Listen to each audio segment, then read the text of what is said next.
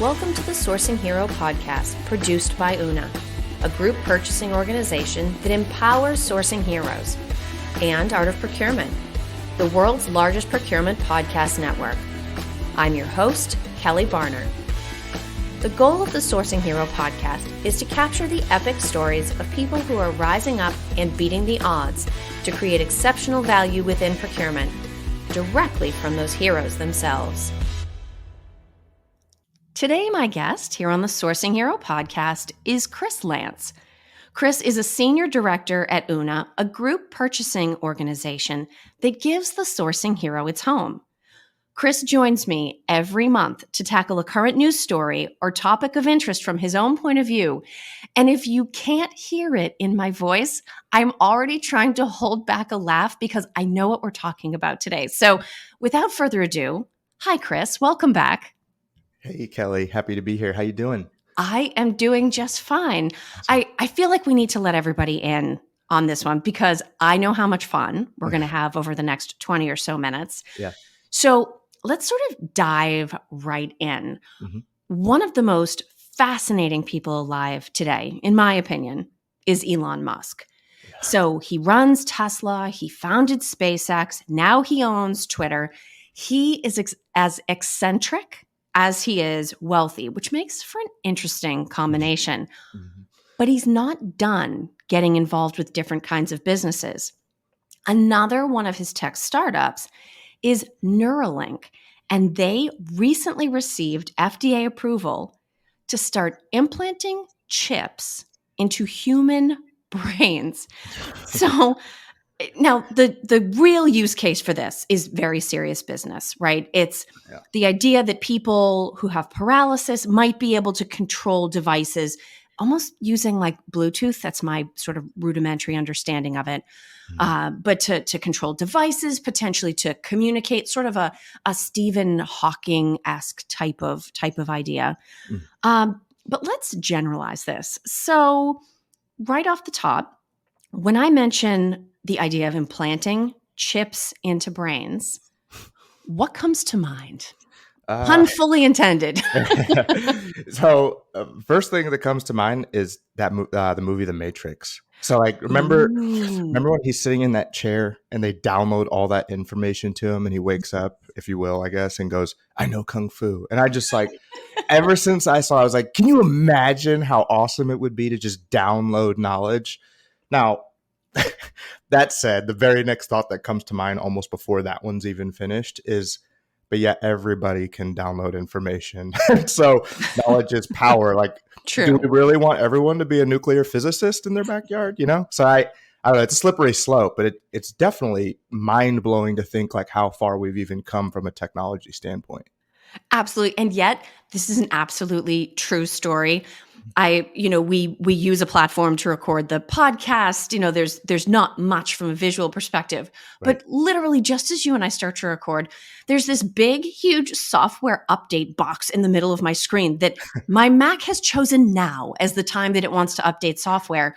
You just know, like as cool as waking up and knowing Kung Fu sounds, that's the dream. You know, the reality is going to be like a human blue screen of death, right? That's just, right. That's just how this would end up working out.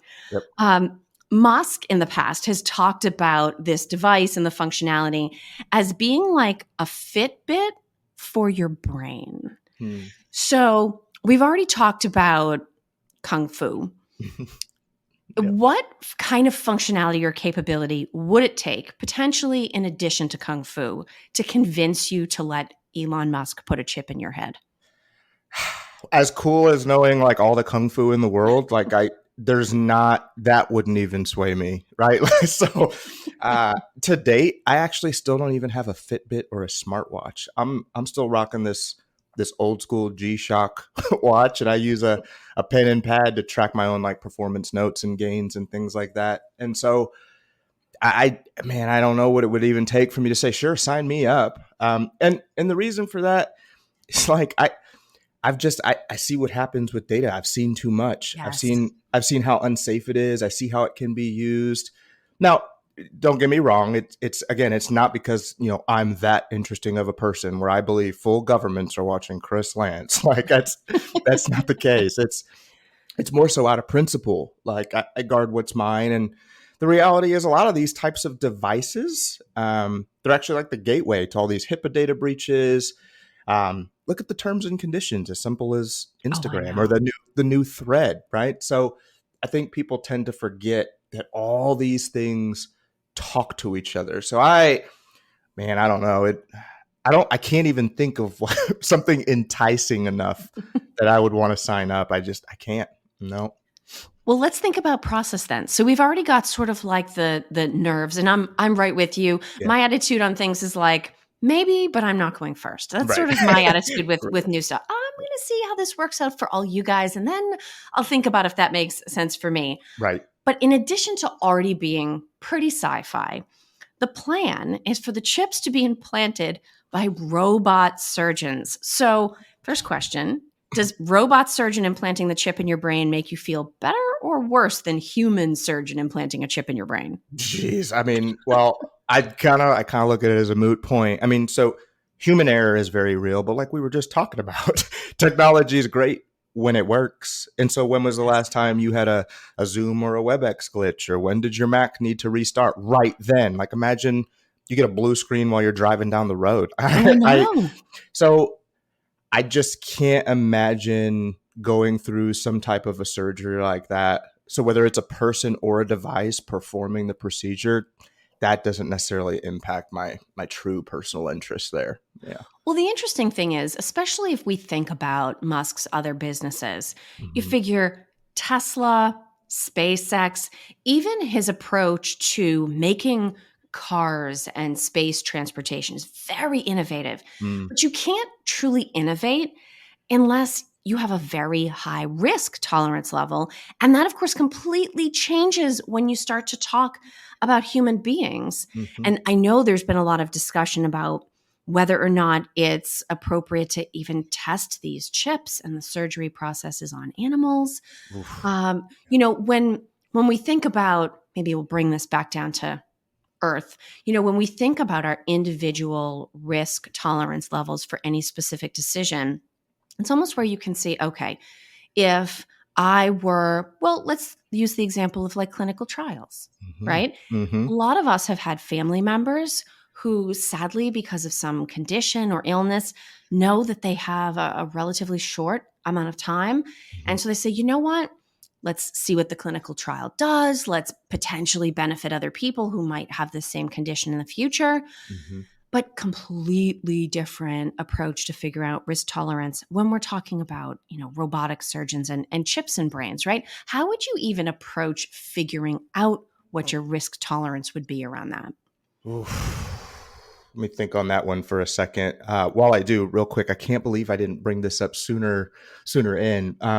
For those who enjoy dark films or even this specific topic, check out, and Kelly, if you haven't seen this, check out on Netflix. It's called Black Mirror. There's a specific episode called Play Test, and I'll just leave that there. But it is wild. The whole concept of Black Mirror is taking technology or where society is today and then fast forwarding maybe 15 years in a worst case scenario. It's pretty wild. Yeah. Interesting. So definitely check that one out. But it does give me an opportunity to use one of my favorite words in the English language. What's that? Dystopian. I mean, does it get any better?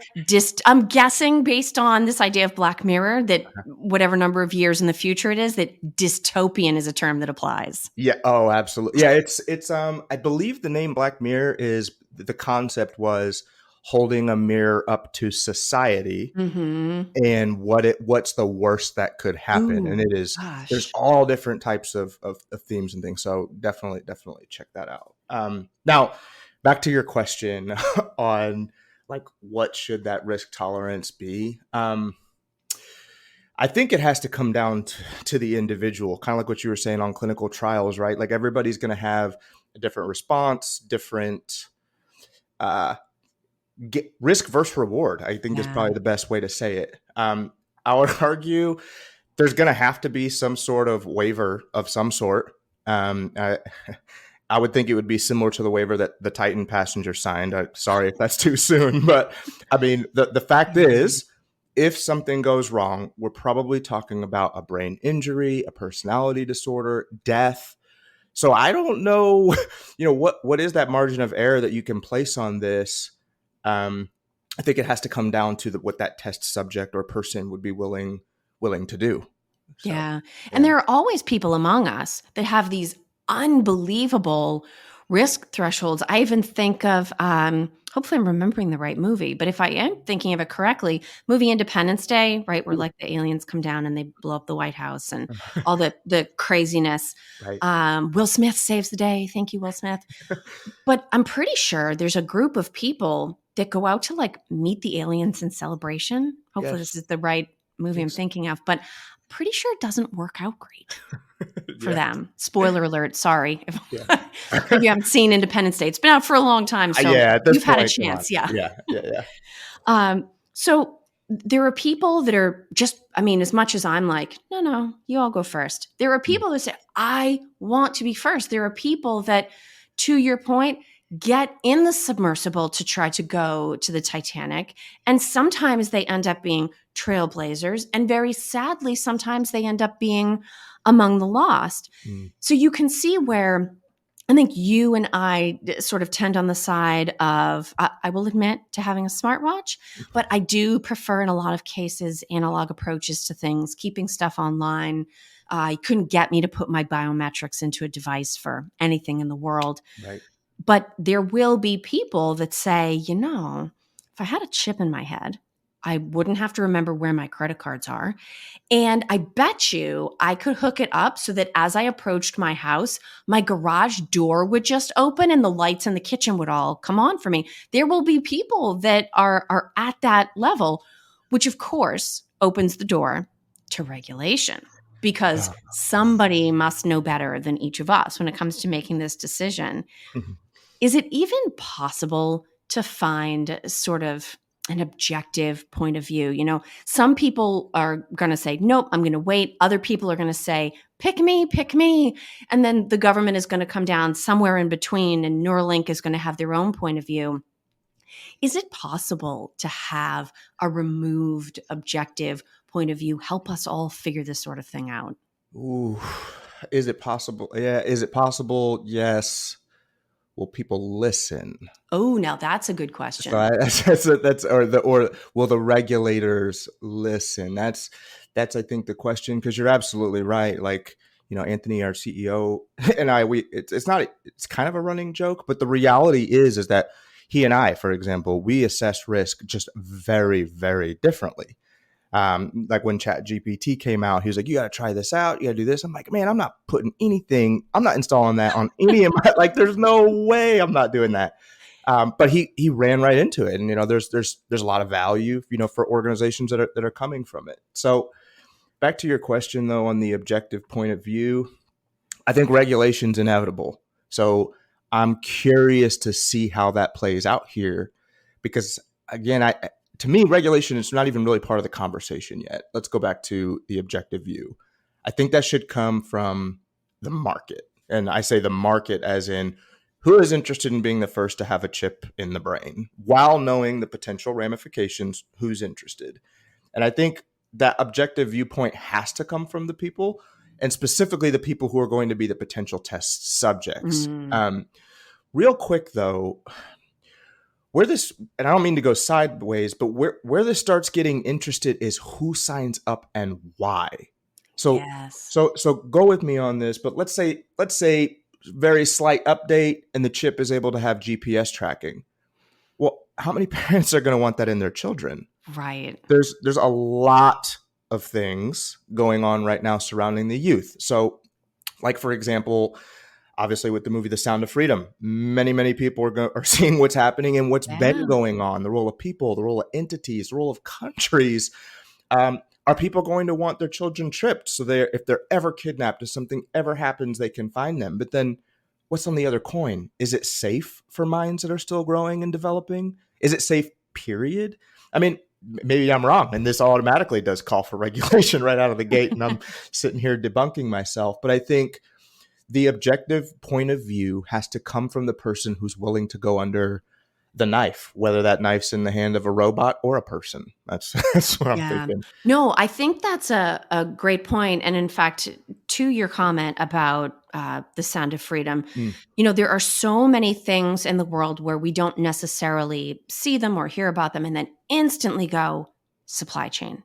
yeah. Now, that movie is one where there is a lot of work that has been done around human trafficking, modern slavery, where supply chain has played an incredibly active role. Hmm. In fact, truckers, many of them have gone through, it's a Truckers Against Trafficking program just to help them spot things that seem amiss at rest stops, because Mm, that's where a lot of these things happen. And so it's interesting. I mean, RFID technology, that's as old as the hills at this point, right, right? right. And yet, okay, chips and brains. So, what other questionable products might you put chips in? Do we get to the point where there's a chip that can be put in food for the sake of traceability? I mean, these recalls are unbelievably complicated. Wow. So with any new capability, technology, there's sort of the personal response, the safety response, the risk response, but it doesn't take too long. And we're starting to think about, okay, so what's the supply chain application, right? Wow. Yeah, great point. Because to your point, yeah, we're talking about this as the gateway. The gateway to, is Yes, this even possible? And as as human beings, what history shows us is that even the saying, just because you can doesn't mean you should. that's right. Human beings, somehow we always do it anyway. So it's more about what's beyond the trials for people who truly need it. It's where is this leading? And I loved the point you just made on, can it be for tracking food and for recall? And then my conspiracy theorist self immediately goes to, how does that tie into a digital currency? Mm. And being able to manage the supply, the demand, the economics of it all. It's crazy how it all ties together. But Well, it certainly yeah, gives us an awful lot to think about. it does. And it's funny because when I had first sort of started mapping out this episode for us, I had not thought to include this. And I was very disappointed with myself Mhm. afterwards, because this is such an obvious question to ask you, Kris. Mhm. If people don't happen to know, you have some mixed martial arts Yeah. experience in your background. And because we're talking about Elon Musk, I feel like it would be a total miss as a podcast host if I didn't give you an opportunity to talk about your thoughts on the potential for a fight between Elon Musk and Mark Zuckerberg. So I'm not going to position it any more than that, but I want to give you the floor for a minute and provide the opportunity for you to go on record. Just give us your thoughts about the possibility of that fight. I don't think it's gonna happen. I just don't. Well, I'll say it this way: if it is gonna happen, I'm not buying that pay per view. I'd rather just go watch a Walmart parking lot fight or something. There's no there's no way two billionaires are going to get into the ring. Now, two tech creative billionaires may have some sort of an AI component that could generate a fight, that I would have heard generate this theory. You streams. are not alone in thinking Yeah. this. Yeah, I don't see that happening. Now, I'd be more than willing to hop in a cage with either one of them if they want to go a couple rounds, but no, but no, I don't think I think it's a war of words, and I think clicks and streams are what sells. I think they know what they're doing. Oh, and can I just say, to me, the hero in this whole scenario is So, Elon Musk's mom. oh, How funny was she? She was like, yeah, no, no, no, no, boys, you are not doing this. yeah, I loved her for that. She was like, every mom in the universe. She spoke for all of us in yes, that moment. yes, yep. So you and I always cover a lot of ground on very different topics when we have these conversations, but we always also like to find a way to tie it back to, if I can almost say, the core values and mission of the Sourcing Hero podcast. Mhm. We've talked about certainly heroism at times. We've talked about mission at times. We've talked about empathy and compassion. And the thing that I want to ask you about today is courage. Mm. Progress is scary. It takes courage to make that progress and to take risks. Can we make progress as a society while still allowing people to choose whether they want to opt in or whether they want to stay out. So do we have a culture that will allow us to have sort of the explorers of the past, a Shackleton, right? Somebody that takes on this unbelievable risk where it may or may not go well, but progress in some ways doesn't happen without them. Do you think we have those people in our midst still with the courage and the vision, or have we gotten to a place of, liability and safety and apathy to where we don't have people that are necessarily willing to take those risks? So that's a really good question, especially in light of very recent, very strong opinions that are differing across a lot of very different segments, but mainly what I'm pointing to is healthcare.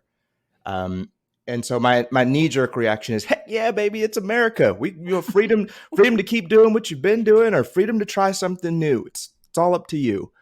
But all patriotic pride aside, in my opinion, the answer is still yes, because even on a global level, you can look at the massive amounts of disparities across regions and countries, and there's still imports, exports, trade across countries. So yes, society can continue to move forward without being contingent on others. But I will say, as things continue to move faster and faster and faster, those external forces or those changes or those who are courageous enough to just jump right in and move forward, I'm saying myself maybe, right, run the risk of being left behind. But I think at the end of the day, that should always come down to a personal choice and allowing people to find a way. I mean, I think that allowing others to opt out and forge their own path, that actually creates other opportunities versus, nope, this is what we're doing. Everybody has to do it. Is it possible? Absolutely. I think, though, what we've seen, at least recently, though, is those who are maybe more courageous to move forward on things, there's seems to be a growing resentment for those who are like, no, I'm good, and I just want to be left alone. So as things continue to speed up, I'll be really interested to see if that starts to shift or if people really dig their heels in and say, I'm not participating. It'll be interesting. Yeah, no, I agree with you. This is going to be something to watch. Right. Kris, I had super high expectations for this conversation, and I think we met every single one of them. I knew it was going to be fun, but we always find something really insightful. I will say, I always offer ways for people to get in touch. I will say, if this is your very first time meeting Kris and I, look down in the show notes. There are a whole set of lists down there. You won't believe the range of things that we've covered. So whether this one, you agree with us, you disagree with us, you're shocked that this was our choice of focus, you're going to be even more shocked when you look at the other things that we've talked about. So Kris, if people have found us through this conversation and are just meeting you now, what is the best way for them to get in touch with you or to learn more about Una? So to learn about Una, you can go to Una, so UNA.com. And then if you're like, well, I'm only visiting that to see Kris's face, if you go to the About Us section, you can go down and click on that, and you can get in touch with me there. I am also on LinkedIn. That's Kris with a K, Kris, Kris Lance. I don't think there's very many on LinkedIn, so you should be able to find me that way too. Awesome, Kris. Well, I'll see you again next month. Sounds good, Kelly. Take care. Thank you for listening to this episode of the Sourcing Hero podcast. Join us again next time for more true stories of sourcing and business heroism performed by your colleagues and peers. Look for the Sourcing Hero wherever you get your podcasts, and don't forget to subscribe. Finally, don't forget, sourcing heroism is taking place all around us every day. Keep your eyes open and you're bound to see it. Until next time, I'm your host, Kelly Barner. Stay well, and always remember that you can be a hero too.